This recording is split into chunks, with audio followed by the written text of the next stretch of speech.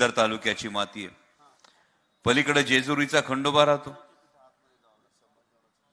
आणि ज्या छत्रपती संभाजी महाराजांनी काबूल ते बंगाल सल्तनत असलेल्या औरंगजेबाची कबर या दख्खन मध्ये खोदण्याची प्रेरणा दिली त्या छत्रपती संभाजी राजांचं जन्मस्थळ इथं आहे.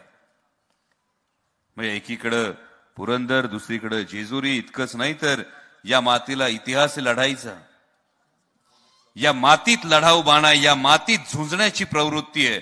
कारण स्वराज्याची पहिली मोठी लढाई झाली, फत्तेखानाचा पराभव झाला, ती खळद बेलसरची लढाई झाली, ज्यामध्ये बाजी काका पासलकरांनी हौतात्म्य पत्करले.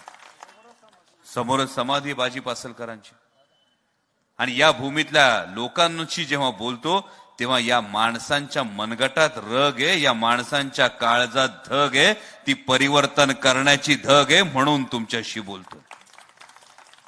मगाशी संजयजी तुमचं भाषण ऐकताना खरोखर ऊर भरून आला होता. कारण ते भाषण केवळ राजकारण्याचं नव्हतं, ते भाषण केवळ काँग्रेसच्या जिल्हाध्यक्षाचं नव्हतं, ते भाषण तळमळीनं आपल्या भगिनीला मदत करण्यासाठी ठामपणे उभ्या राहिलेल्या भावाचं होतं. आणि ही भावना, ही वृत्ती, हे येऱ्या गबाळ्याचं काम नाही. जी व्यक्ती शंभू सृष्टीसाठी स्वमालकीची 16 एकर जमीन देऊ शकते, त्याच मावळ्यामध्ये ही ताकद आहे. आणि जी भूमिका तुम्ही घेतली त्या भूमिकेचं मनापासून कौतुक करतो. आणि जर तुम्ही ही भूमिका घेतली तर आधी लाखावरून 40,000वर जे आलेत वल्गना करणारे, त्यांना कोण? अहो चांगला पक्षी असतोय पोपट, असतोय चांगला, जाऊ द्या. पण जे कोणी वल्गना करतायत, या वल्गना करणाऱ्यांना आत्तापासून घाम फुटायला सुरुवात झाली पाहिजे की लीड घ्यायची भाषा करत होते. सत्तेत असताना, मंत्री पद हातात असताना यांची पीछेहाट केली तर तुम्ही बाजी पासलकरांची समाधी असलेल्या सासवड मधले मावळे आहात. कारण बारामती लोकसभा मतदारसंघासाठी प्रचार करायला येताना अनेकांना प्रश्न पडतो, आता उद्या कदाचित भाषण करतील. आजकाल अजून यांना वेळ आहे म्हणून दादा बऱ्याच वेळा शिरूरमध्ये पण येतात भाषण करायला. होय, परवा आले शिरूरमध्ये येऊन सांगितलं, कोण होतास तू, काय झालास तू. म्हटलं ठीक आहे, आता तुमच्याकडे वेळ आहे, 3 महिन्यानंतर माझ्याकडे वेळ असणार आहे. मग येतो पुरंदरमध्ये, मग सांगतो कोण होतास तू, काय झालास.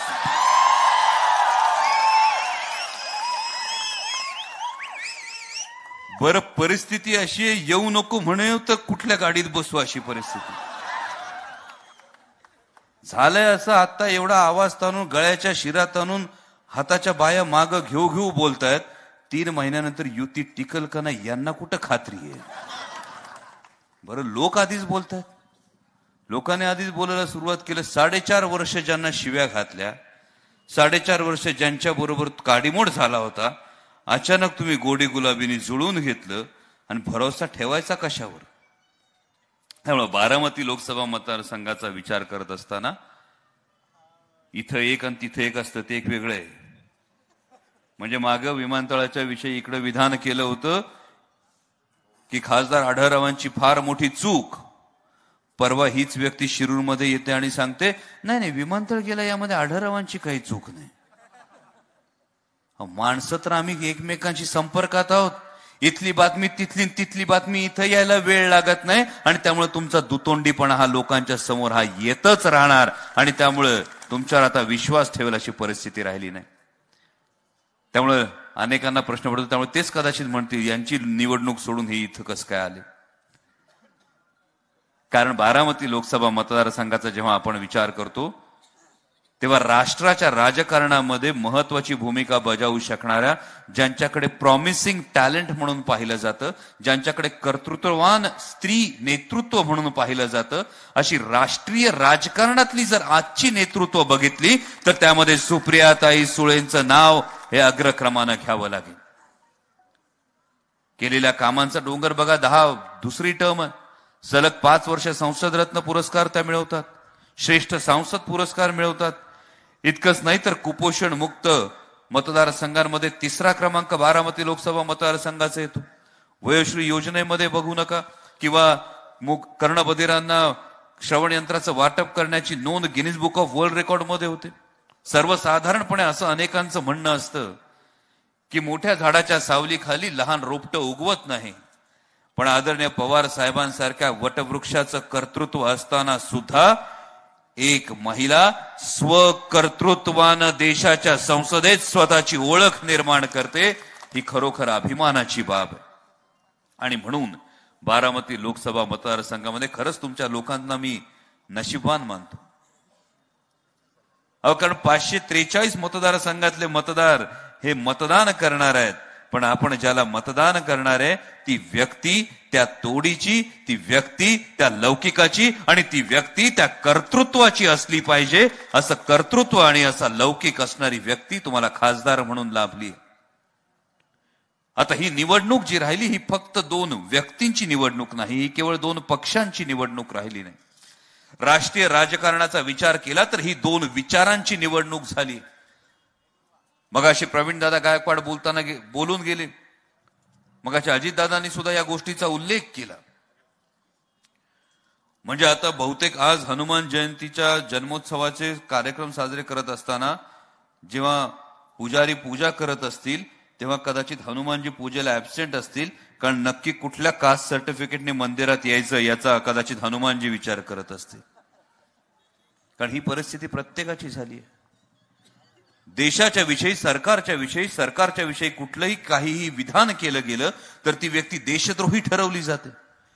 धर्माधर्मांमध्ये फूट पाडली जाते, जाती जातींमध्ये फूट पाडली जाते. बरीच तरुण मंडळी आहेत इथं माझी, जेव्हा यांनी भावनिक मुद्द्यांवर गोष्टी पेटवल्या जातात तेव्हा माझी तरुण बांधव सहज दगड हातात घेतात.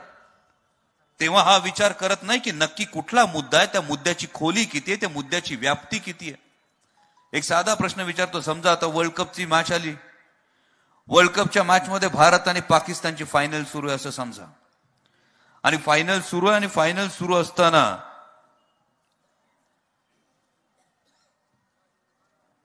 सुरू असताना पहिल्या बॉलवर जर मोहम्मद शमीने पाकिस्तानची विकेट काढली, टाळ्या वाजवणार का रडणार?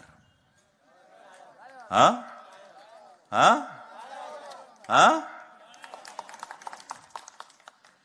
मूळ स्वभाव काय आपला?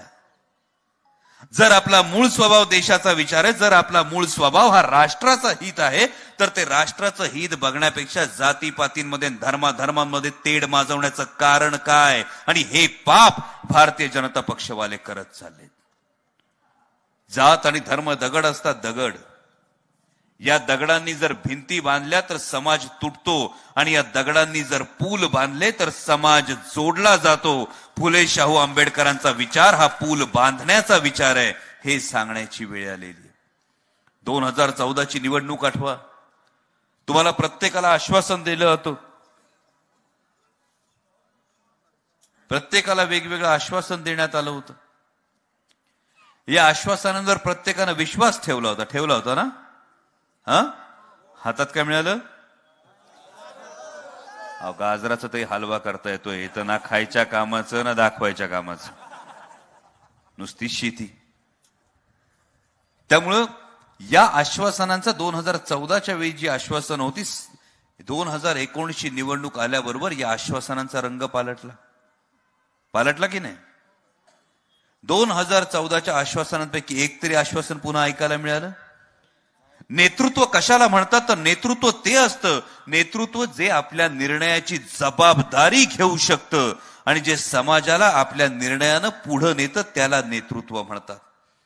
मग 2014चे निर्णय जे फसले असतील, एखाद्या गोष्टीत अपयश येऊ शकतं माणसाला, माणूस आहे शेवटी. सांगा ना एकदा जाहीरपणे की हो चुकलं, झालं, आलं अपयश, पण अपयश आलेलं लपवून ठेवायचं आणि नवीनच भावनिक मुद्दे काढायचे, याला कुठला न्याय म्हणायचा? आणि म्हणून आज देशातल्या जनतेचा कौल हा बदलतोय. काँग्रेसचे अध्यक्ष राहुल गांधींच्या सभांना मिळणारा प्रतिसाद बघा, प्रियांका गांधींच्या सभांना मिळणारा प्रतिसाद बघा, काँग्रेस राष्ट्रवादी काँग्रेसच्या आघाडीच्या महाराष्ट्रातल्या प्रत्येक सभेला मिळणारा प्रतिसाद बघा. तुम्हाला याची खात्री पटेल, वार आता फिरायला लागले. परवा कुठल्या तरी न्यूज चॅनलने एक सर्वे दाखवला, 8 दिवसांपूर्वी जेव्हा सर्वे दाखवला होता तेव्हा या सर्वेमध्ये 8 दिवसांपूर्वी सांगितलं होतं काहीतरी 37 जागा या युतीला मिळतील आणि 11 जागा काँग्रेस राष्ट्रवादी काँग्रेसच्या आघाडीला मिळतील. 8 दिवसांपूर्वी. 8 दिवसात वातावरण असं बदललं की कालचा सर्वे आलाय आता 28 जागा आघाडीला मिळतील आणि जेमतेम 20 जागा युतीला मिळतील. 8 दिवसात तुमच्या ताकदीनं तुमच्या विचारानं 17 जागांची पिछेहाट केली. अजून पुणे असेल, बारामती असेल, अजून 5 दिवस बाकी आहेत, 4 दिवस बाकी आहेत. तिकडं मावळ, शिरूर आणखी 8 दिवस बाकी आहेत. होऊन जाऊ द्या ना एकदा, मग आता कशाला थांबायचंय.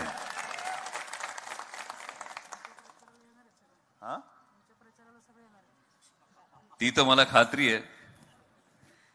23 तारखेला इकडे इतकं दणदणीत तुम्ही भाकरी फिरवणार आहात. तुम्ही 23 तारखेला अशा पद्धतीनं मतदान करणार आहात आणि तिसऱ्या वेळेस पुन्हा सुप्रियाताईंना तुमची सेवा करण्याची, तुमचा खासदार म्हणून दिल्लीत जाण्याची संधी देणार आहात. आणि त्यानंतर तुम्ही नक्कीच शिरूरमध्ये येणार आहात, तुम्ही मावळात येणार आहात. कारण आदरणीय पवार साहेबांनी राजकारणाची ही एक वेगळी, मला वाटतं वेगळा पायंडा पाडून दिला. तो म्हणजे हे सगळ्या उमेदवारांची जी नावं घेतली अजितदादांनी, कोणतीही मोठी राजकीय पार्श्वभूमी नसताना माझ्यासारख्या सर्वसामान्य शेतकरी कुटुंबातल्या मुलाला एक शिरूरची उमेदवारी मिळते. पार्थ पवारांसारख्या एका तरुण उमद्या सुशिक्षित तरुणाला मावळची उमेदवारी मिळते. पलीकडे संग्राम भैया जगताप नगरमध्ये तरुण उमेदवार, माड्यामध्ये संजय मामा तरुण उमेदवार. या सगळ्या तरुणांची मोठ बांधण्याची, या तरुणांना एक व्यासपीठ देण्याचं फार मोठं धोरण आदरणीय पवार साहेबांनी घेतलेलं आहे. आणि जेव्हा आम्ही सगळे तरुण आदरणीय पवार साहेबांचा विचार घेऊन संसदेत जाऊ त्यावेळी आमच्या मार्गदर्शनासाठी तिथे आम्हाला तुमच्या खासदारांची गरज आहे. त्यामुळे तुम्हाला सगळ्यांना कळकळीची विनंती करतो. एक गोष्ट लक्षात घ्या, हे सरकार असं होतं ज्या सरकारनं 5 लाख कोटींचं कर्ज माफ केलं, पण उद्योगपतींचं केलं, सर्वसामान्य शेतकऱ्यांचं नाही केलं. 5 वर्ष माझ्या माता भगिनी वाट बघत बसल्या, आज महागाई कमी होईल, उद्या महागाई कमी होईल, एकदा तरी आश्वासन पूर्ण होईल, नाही झालं. 5 वर्ष माझा तरुण मित्र याची वाट बघत बसला, वर्षाला 2 कोटी रोजगार देणार होते, 1 कोटी रोजगार येईल, 50 लाखाचा रोजगार येईल, 25 लाखाचा रोजगार येईल, रोजगार आला नाही. माझा शेतकरी बांधव वाट बघत राहिला, कधीतरी शेतमालाला हमी भाव येईल. आज कांद्याची परिस्थिती काय, दुधाची परिस्थिती काय, टोमॅटोची परिस्थिती काय, वेगळं सांगायची गरज नाही. आणि जर स्वतःला शेतकरी म्हणवत असू तर एक गोष्ट आपल्याला कळतं, शेतात तण माजल्यानंतर ते माजू द्यायचं असतं का उखडून फेकायचं असतं.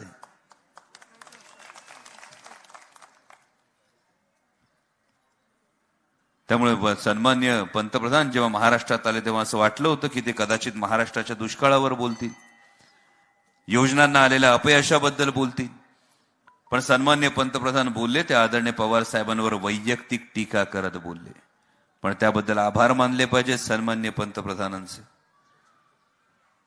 आणि अभिमान वाटला पाहिजे आपल्याला मराठी माणूस असल्याचा, की एक मराठी माणूस अशा पद्धतीने कार्यकर्तृत्व उभं करतो की देशाच्या पंतप्रधानाला सुद्धा त्यांची धास्ती वाटते, त्यांची भीती वाटते.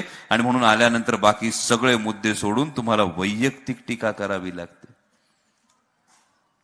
जसं आता दादांनी उल्लेख केला, इंदू मिलच्या डॉक्टर बाबासाहेब आंबेडकरांच्या स्मारकाचा उल्लेख केला, अरबी समुद्रातल्या छत्रपती शिवाजी महाराजांच्या स्मारकाचा उल्लेख केला.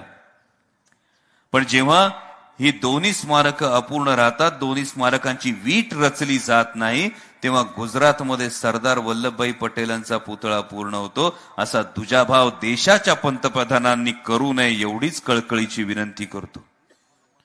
आणि त्याच वेळी एक गोष्ट फक्त आवर्जून लक्षात ठेवावी, घरात भावाभावांमध्ये भांडणं असतात, पण एका भावावर जर कोणी हात टाकला तर 2 भाव एकत्र होतात का नाही.